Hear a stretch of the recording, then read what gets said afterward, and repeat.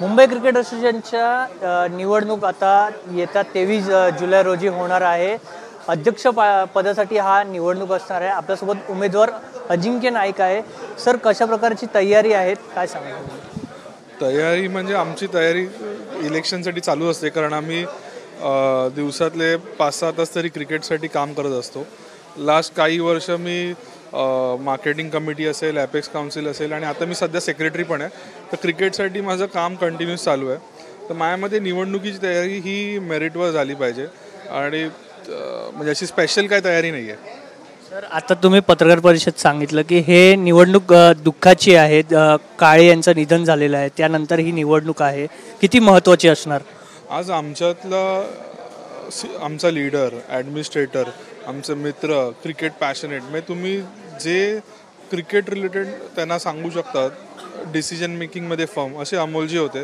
आज ही घटना घडली, फार दुःखदायक आहे आणि हा आनंदाचा दिवस नाही आहे किंवा निवडणुकीचा रिझल्टसुद्धा आनंदाचा नसणार।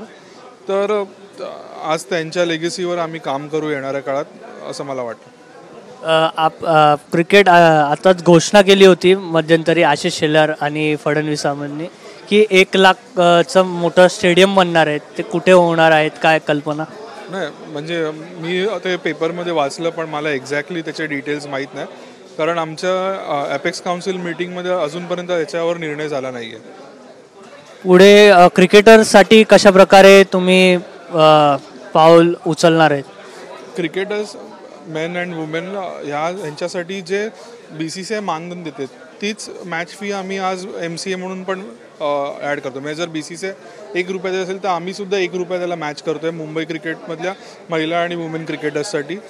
मॅक्झिमम त्यांना नोकऱ्यांचा त्यांचा प्रश्न आहे। तर आमच्या इकडे सेमी गव्हर्नमेंट आणि गव्हर्नमेंटच्या एजन्सीज आमच्याशी अफिलेटेड आहेत। तर आम्ही त्यांचे सिनियर ऑफिसर्सना काही काळ, मी लास्ट 12 महिने भेटत आहेत, त्यांना आम्ही रिक्वेस्ट करतो की मॅक्झिमम तुम्ही रिक्रुटमेंट करा। आणि माझा एक काउंट आहे, अराउंड 50 लोकांना आतापर्यंत नोकऱ्या मिळाल्या आहेत। त्यांना आम्ही कसे इंडिपेंडेंट करू शकू, त्यांचे हात कसे बळकट करू, ह्याचा माझा प्रयत्न राहील।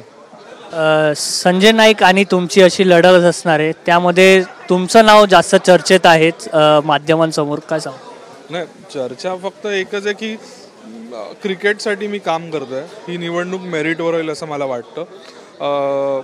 माध्यमांचं म्हणजे मी एवढं फीडबॅक घेतला नाही, कारण माझं मॅक्झिमम वेळ माझं पर्सनल व्यवसाय आणि क्रिकेटसाठी जातो।